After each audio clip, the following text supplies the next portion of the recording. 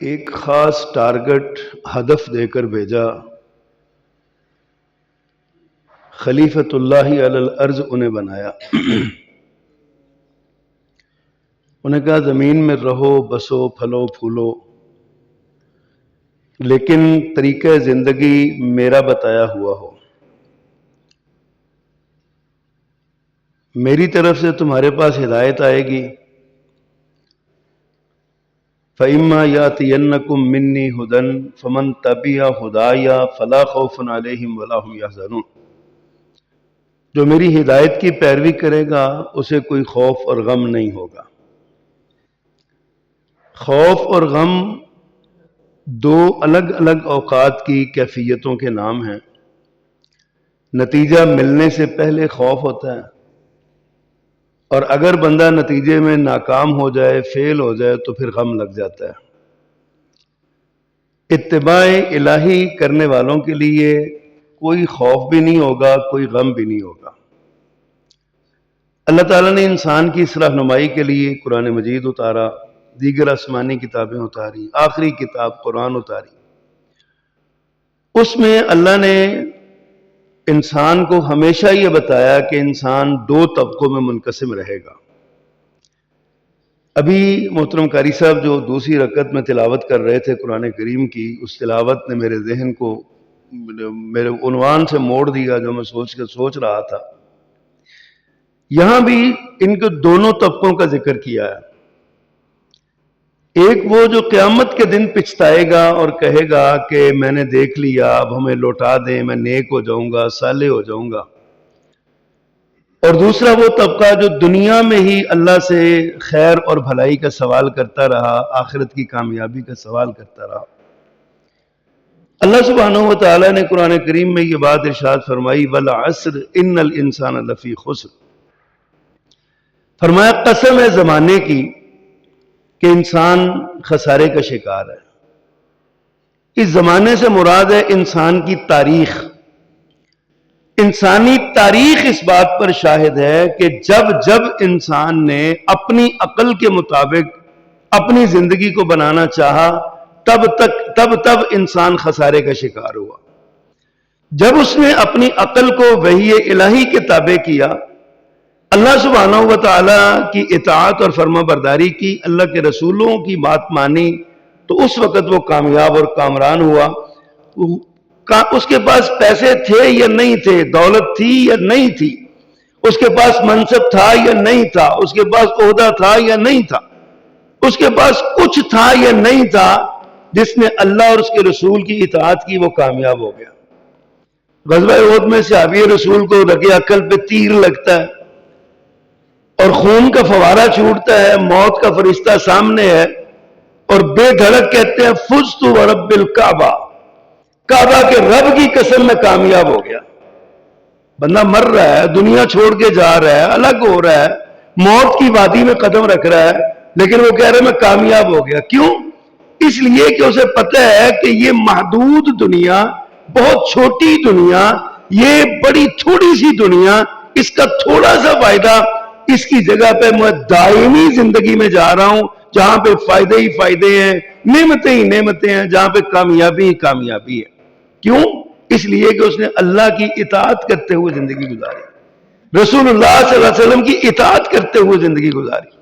جس کی زندگی اللہ اور اس کے رسول کی اطاعت میں گزری ہے، اس کی زندگی کامیاب، دنیا بھی کامیاب اور آخرت بھی کامیاب۔ اور جس کی زندگی اللہ اور اس کے رسول کی اطاعت کے سوا گزری ہے، ابو لہب کی مثال ہمارے سامنے ہے۔ اللہ کے نبی صلی اللہ علیہ وسلم کا رشتے میں چاچا تھا، رشتہ داری کوئی کام نہ آئی، دولت مند تھا، مکے کا رئیس تھا، نہ منصب کام آیا نہ دولت کام آئی، خوبصورت اتنا تھا، نام تو اس کا عبد العزیٰ تھا۔ ابو لہب اس کو اس لیے کہتے تھے کہ اتنا خوبصورت تھا، اس کے رخسار سیب کی طرح سرخ تھے، اور لہب کہتے ہیں شعلے کو، ابو لہب کہتے ہیں شعلہ مارنے والا، یعنی اتنا خوبصورت تھا کہ اس کا چہرہ ایسے جیسے آگ کے شعلے ہوتے ہیں ویسا تھا۔ حسن کام نہیں آیا، جوانی کام نہیں آئی، رئیسی کام نہیں آئی، دولت کام نہیں آئی، چتراہٹ کام نہیں آئی، اور جناب کوئی چیز کام نہیں آئی، کوئی چیز بھی اللہ فرماتے ہیں تبت یدا ابی لہب وتب. اس کے مقابلے میں آپ دیکھیں بلال حبشی ہیں رضی اللہ تعالیٰ عنہ، کالا سیاہ رنگ ہے، موٹے موٹے ہونٹ ہیں، چپٹا سا ناک ہے، اونچا سا قد ہے، دیکھنے میں نعوذ باللہ یعنی یہ چہرے پہ اعتراض نہیں، ویسے دیکھنے میں ایسے جیسے کوئی وہ نا بڑی عجیب سی صورتحال ان کی نا. لیکن حالت یہ تھی کہ نبی مکرم صلی اللہ علیہ وسلم سفر معراج سے واپس آئے تو آپ واپس آئے کہتے ہیں بلال کیا کام کرتے ہو یار؟ آقا جی کیا ہوا؟ فرمایا میں جنت کی سیر کر رہا تھا، میرے آگے آگے قدموں کی آہٹ سنائی دے رہی تھی، چاپ سنائی دے رہی تھی. میں نے پوچھا یہ کس کے قدموں کی چاپ ہے، میرے آگے کون چل رہا ہے؟ تو مجھے کہا گیا یہ آپ کا خادم بلال ہے، چلتا زمین پہ ہے آواز جنت میں آتی ہے. کیا نہ حسن تھا، نہ جمال تھا، نہ منصب تھا، نہ کوئی معاشرے میں توقیر تھی، غلام تھے، غلامی سے آزادی حاصل کی تھی. وہ بھی جناب ابوبکر صدیق رضی اللہ تعالیٰ نے احسان کیا، اپنے پلے سے پیسے دیے، لیکن تھا کیا؟ ایمان تھا اور رسول اللہ صلی اللہ علیہ وسلم کی محبت اور آپ کی اطاعت تھی. آج بھی ہم اگر اللہ اور اس کے رسول کی اطاعت کریں گے، اللہ اور اس کے رسول پر ایمان لائیں گے، تو آج بھی دنیا میں وہی عزت، وہی کامرانی، وہی معیار، وہی وقار اور وہی جو ہے نا قرار ملے گا اگر ہم اللہ اور اس کے رسول کی بات مانیں. ماہ مقدس رمضان المبارک ہم پہ سایہ فگن ہے. یہ اللہ کے بڑے انعاموں میں سے ایک انعام ہے. انسان 11 مہینے گناہ کر کر کے جب گندا ہو جاتا ہے نا، روح اس کی گندی ہو جاتی ہے. ہم کپڑے پہنتے ہیں نا، 2 دن کپڑے پہنے مٹی لگ جاتی ہے، گرد و غبار لگ جاتی ہے، داغ لگ جاتے ہیں. پھر ہم اس کو کیا کرتے ہیں کہ اس کو مشین میں ڈالتے ہیں اور مشین اس کو گھماتی ہے، صابن ہوتا ہے، سرف ہوتا ہے، پانی ہوتا ہے، اس کو اچھی طرح جو ہے نا وہ گھماتی ہے اور پھر ہم اس کو نکالتے ہیں، نچوڑتے ہیں، پھر دوبارہ استری کر کے وہ پہننے کے قابل ہوتا ہے. 11 ماہ کوئی روح کو لگی ہوئی گندگی اللہ اس 1 مہینے کی مشین میں گزارتا ہے. روح کو بھوکا رکھ کے، پیاسا رکھ کے، صدقات کروا کے، خیرات کروا کے، دولت خرچ کروا کے، افطاریاں کروا کے، نیکیوں کے کام اللہ تعالیٰ زیادہ زیادہ کر دیتا ہے. اور یہ اللہ کا انعام ہے کہ اس نے ہمیں اس مہینے سے گزارنے کے لیے ہمارے بدترین دشمن شیطان کو قید کر دیا اور ہمیں نیکی کا جذبہ دے دیا، ہمارے لیے ترغیب دے دی کہ جنت کے دروازے کھل گئے ہیں، داخل ہو جاؤ، جہنم کے دروازے بند ہو گئے ہیں، بچ جاؤ. یا باغی الخیر اقبل و یا باغی الشر اقصر. پیارے پیغمبر نے فرمایا اے نیکی کی تلاش کرنے والے آگے بڑھو اور اے برائی کی تلاش کرنے والے رک جاؤ. ماحول بنا دیا ہمارے لیے. اب جب ماحول بن گیا ہم نے عبادت شروع کر دی، نماز پڑھنے لگے، تراویح پڑھنے لگے. دیکھتے نہیں ہے 11 مہینوں میں 1 صف ہوتی ہے، 1.5 صف ہوتی ہے، اس مہینے میں 6 صفیں ہو جاتی ہیں نمازیوں کی. یہی اسی محلے کے نمازی ہیں نا، سارے اسی محلے کے رہنے والے ہیں، اسی مسجد کے عام نمازی ہیں نا. رمضان میں اکٹھے ہو جاتے ہیں، غیر رمضان میں نہیں ہوتے. سبب اچھا جب گزر جاتے ہیں یہاں سے، اصل میں اللہ ہمیں اس چکی سے گزار کر، اس مشین سے گزار کر، اللہ سبحانہ و تعالی ہمیں ہماری روح کو پاک کرنا چاہتا ہے اور اللہ نے ہماری روح کو پاک کر دینا ہے. اسی لیے پیارے پیغمبر صلی اللہ علیہ وسلم نے فرمایا کہ لعنت ہے اس شخص پر جو رمضان کا مہینہ پائے اور گناہ نہ بخشوائے. یعنی اتنی بڑی سعادت، اتنی آسانیاں اور اتنا ماحول. یہ تو ایسے ہی ہے جیسے کمرہ امتحان میں جانے سے پہلے کوئی استاد اپنے شاگرد کو سارا پیپر بتا دے کہ یہ سوال آئیں گے اور ان کی تیاری بھی کروا دے اور ان کو بتا دے اس سوال کا یہ جواب، یہ جواب، یہ جواب، اس کے اتنے نمبر، اتنے نمبر، اتنے نمبر، اتنے نمبر. بچہ کمرہ امتحان میں جائے اور پھر بھی خالی پیپر دے کے آ جائے مجھے کچھ نہیں آتا. ممتحن کا کیا قصور ہے؟ استاد کا کیا قصور ہے؟ اللہ نے ہمیں رمضان میں سے گزارا، ماحول دے دیا، شیطان کو بند کر دیا، نیکی کا جذبہ دے دیا، خود اعلان کر دیا. حدیث میں آتا ہے اللہ رمضان کی پہلی رات سے آخری رات تک روزانہ ہر رات کو آسمان دنیا پہ نزول اجلال فرماتے ہیں، کما یلیق بشان، جیسے اس کی شان ہے. اور آ کے اپنے بندوں کو آواز دیتے ہیں کوئی گناہوں سے معافی مانگنے والا ہے؟ آؤ میں تمہیں معاف کر دوں. کوئی رزق مانگنے والا ہے، بھوکا ہے، رزق چاہیے ہے، آؤ میں دے دیتا ہوں. ساری رات اللہ کی طرف سے آوازیں آتی ہیں. کوئی بیمار ہے، شفا چاہیے، آ جاؤ مجھ سے مانگ لو، میں شفا دیتا ہوں. کیسا یار ہمارا رب ہے، ہمیں آوازیں دے دے کہ کہتا ہے لے لو مجھ سے، میں دینے آیا ہوں. اور ہم یہ راتیں یہ دن غفلت میں گزار رہے ہیں، اپنے روٹین کے کاموں میں مصروف ہیں، کوئی تبدیلی ہمارے اندر نہیں آئی ہے۔ اب ابتدائی 4 دن نماز تراویح کا کیا حال تھا، کتنی رونق تھی، اور اس کے بعد کتنی ہو گیا، 10 روزے گزر کے 11واں شروع ہوا، رات آپ نے دیکھا ہوگا کیا حال تھا تراویح کا، کتنے لوگ رہ گئے، روٹین کے سارے اب آخر میں 27ویں رات کو زور لگے گا، سارا محلہ اکٹھا ہو جائے گا جی قرآن ختم ہو رہا ہے۔ قرآن 27ویں رات کو تو قاری صاحب کا ختم ہو رہا ہے جنہوں نے تراویح پڑھانی ہے، آپ نے جو ختم کیا اس کا کیا بنایا، آپ نے کتنی تلاوت کی ہے، کتنا پڑھا۔ اللہ نے ہمیں یہ موقع دیا، ہمیں اس سے گزار کے اللہ ہمیں پاک کرنا چاہتا ہے۔ اللہ تعالیٰ ہمیں یہ لانڈری ہے، ہماری روح کی لانڈری ہے رمضان کا مہینہ، اللہ ہمیں پاک کرنا چاہتا ہے۔ اگر اس میں بھی ہم ناکام ہو گئے تو اللہ نے فرمایا والعصر ان الانسان لفی خسر، زمانہ شاہد ہے، تاریخ شاہد ہے، انسانی زندگی شاہد ہے کہ انسان نے جب بھی سودا کیا خسارے کا ہی کیا، جب بھی سودا کیا۔ ہاں اگر اس نے الا الذین آمنوا وعملوا الصالحات وتواصوا بالحق وتواصوا بالصبر، لیکن جو ایمان لائے اور نیک عمل کیے انہوں نے نہیں کیا۔ مجھے یاد آیا ایک واقعہ سنا کے بعد ختم کرتا ہوں میں انشاءاللہ۔ نبی مکرم صلی اللہ علیہ وسلم کے پاس ایک یتیم بچہ ہے، تو آپ یتیموں سے بڑا پیار کرتے تھے، فرمایا جو بچہ یتیم بچے کے سر پہ ہاتھ رکھے گا، جتنے بال ہاتھ کے نیچے آئیں گے اتنی نیکیاں نامہ اعمال میں آ جائیں گے۔ یتیم کے سر پہ ہاتھ رکھنا، یتیم آیا، آپ بڑی شفقت کرتے تھے۔ کہنے لگا اللہ کے پیغمبر میرا نا باپ فوت ہو گیا ہے، تو اس کا پلاٹ ہے، ایک مکان ہے میرا، میں اس کی دیوار سیدھی کرنا چاہتا ہوں۔ اتفاق ایسا ہے کہ اس دیوار کے راستے میں نا ایک درخت آ گیا۔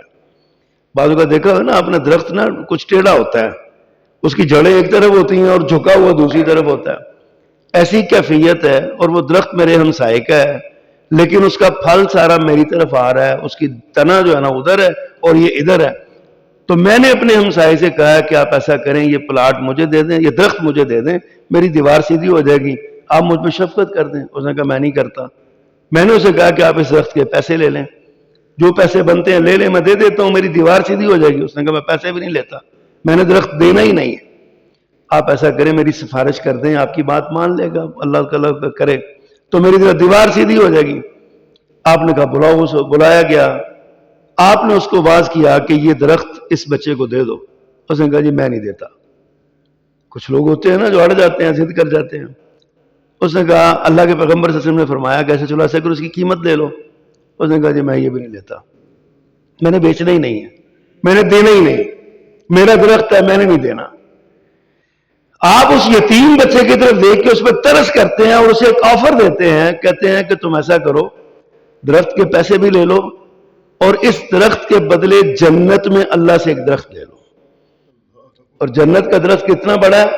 حدیث میں آتا ہے کہ اگر بندہ 100 سال تک تیز رفتار گھوڑا دوڑائے نا تو اس درخت کی شاخیں نہیں ختم ہوتی، اتنا بڑا درخت ہے۔ اس نے کہا جی میں معذرت خواہ ہوں، میں نہیں دینا چاہتا، یہ درخت میرا ہے، میں دینا ہی نہیں چاہتا، جنت کے درخت کے بدلے بھی نہیں دینا چاہتا۔ ضد لگا لی، پتہ نہیں کیا ہوا۔ یہاں ایک صحابی بیٹھے تھے، ابو دہدہ انصاری ان کا نام تھا، انصاری انصار میں سے تھے مدینہ کے۔ پیارے پیغمبر صلی اللہ علیہ وسلم کہنے لگے اللہ کے پیغمبر اگر کوئی بندہ یہ درخت خرید کے اس بچے کو دے دے تو کیا اسے بھی جنت کے درخت کی ضمانت ہے؟ آپ فرماتے ہیں اسے بھی ہے۔ ابو دہدہ نے اس کا بازو پکڑا، سائیڈ پہ لے گیا اور کہتا مجھے اس سے کہا مجھے پہچانتے ہو؟ تمہیں کون نہیں جانتا؟ بہت بڑے رئیس اور سردار اور دولت مند تھے، بہت بڑا ان کا باغ تھا۔ کہا میں آپ کا نام ابو دہدہ ہے؟ کہا اچھا میرے پاس ایک باغ ہے، جانتے ہو؟ اسے کہا بالکل جانتا ہوں۔ کہ باغ میں کتنے درخت ہیں؟ 600 کھجور کے درخت ہیں، اور مدینے کی سب سے اعلیٰ کھجور، 600 درخت کھجور کے۔ اور کہا اس میں ایک محل بھی ہے، اس میں میٹھے پانی کا کنواں بھی ہے، اس کی دیوار بڑی خوبصورت ہے جو 4 دیواری کی ہے۔ ابو دہدہ کہتے ہیں تمہیں پتہ ہے نا کہ وہ میرا باغ ہے؟ کہا میرا باغ ہے۔ جی بتا مجھے۔ کہا یہ سارا باغ لے لو، محل سمیت، میٹھے کنویں سمیت، 600 درخت دیوار سمیت، زمین سمیت، یہ ایک درخت مجھے دے دو، میرے ساتھ سودا کر دو۔ وہ تو ہکا بکا رہ گیا، اس نے کہا اتنا بڑا باغ اور یہ کیا معاملہ ہوا؟ اللہ کے نبی کو اس نے گواہ بنایا کہ اللہ کے پیغمبر کیا یہ سچ کہہ رہا ہے، دے دے گا نا، مکرے گا تو نہیں؟ آپ نے فرمایا میں ضمانت دیتا ہوں یہ دے دے گا تمہیں، باغ تمہارا ہوا۔ سبحان اللہ، سارا باغ دے کے محل سمیت کوٹھی بنائی ہوئی تھی باغ کے اندر، اور جناب ایک میٹھے پانی کا کنواں بھی تھا، 600 کھجور کا درخت تھا، وہ ایک درخت خریدا، اور اللہ کے نبی صلی اللہ علیہ وسلم کو آگے کہتے ہیں کہ اللہ کے پیغمبر یتیم بچے سے کہیں گے درخت اس کا ہوا، لیکن میری ایک درخواست ہے، کیا مجھے اس کے عوض جنت کا درخت مل جائے گا نا؟ جنت کا درخت مل جائے گا مجھے؟ پیارے پیغمبر مسکرائے کہتے ہیں تو نے 600 درخت دیے ہیں، مجھے پتہ ہے کہ اللہ نے تیرے نام جنت میں اتنے درخت لکھے ہیں جن کی گنتی ممکن نہیں۔ یہ ہوتے ہیں جنت کا سودا کرنے والے۔ قاری صاحب ذکر کر رہے تھے، نماز میں پڑھ رہے تھے نا، کچھ لوگ ہوں گے جو کہیں گے اللہ موقع دے دے دوبارہ جا کے نیکی کریں گے، ہمیں لوٹا دے دوبارہ نیکی کریں گے جا کے، لیکن اس وقت فائدہ ہے نیکی کا۔ اس وقت آپ جو جنت کی خرید کریں، جنت کیسے خریدیں؟ مال دے کے، اولاد دے کے، اولاد کو دین پڑھا کے، دین کے لیے وقف کر کے، اور جنت خریدیں وقت پڑے تو اپنا وقت دے کر، صلاحیت دے کر، پیسہ دے کر، اپنی جان تک دے کر بھی اگر جنت مل جائے نا تو خدا کی قسم کوئی مہنگا سودا نہیں۔ اس لیے حضرات اس رمضان کی ان گھڑیوں سے فائدہ اٹھاتے ہوئے اللہ کی طرف لوٹ آئیے۔ اللہ تعالیٰ نے ہمیں یہ پاک کرنے کے لیے مہینہ بھیجا ہے، اللہ کے حوالے اپنے آپ کو کر کے اللہ سے کہیں یا اللہ میں پاک کر دیں۔ ہم بھوک اور پیاس برداشت کر رہے ہیں تیری رضا کے لیے، کسی کو دکھانا مقصود نہیں ہے۔ ہم نے خرچ کیا تیری رضا کے لیے، ہم نے تلاوت کی تیری رضا کے لیے، ہم نے تراویح پڑھی تیری رضا کے لیے۔ اللہ ہماری اعمال اپنی رضا کے لیے خاص کر دے اور ہمیں ان تھوڑے تھوڑے اعمال کا زیادہ اجر عطا فرما۔ اللہ سے یہ دعا کرنی چاہیے اور اس کے لیے کوشش کرنی چاہیے کہ ہمارا رمضان کیسا گزر رہا ہے اور ہم اس کو کیسا گزار رہے ہیں۔ اللہ تعالی ہماری عبادتیں، ریاضتیں اللہ قبول فرمائے۔ وما علینا الا البلاغ۔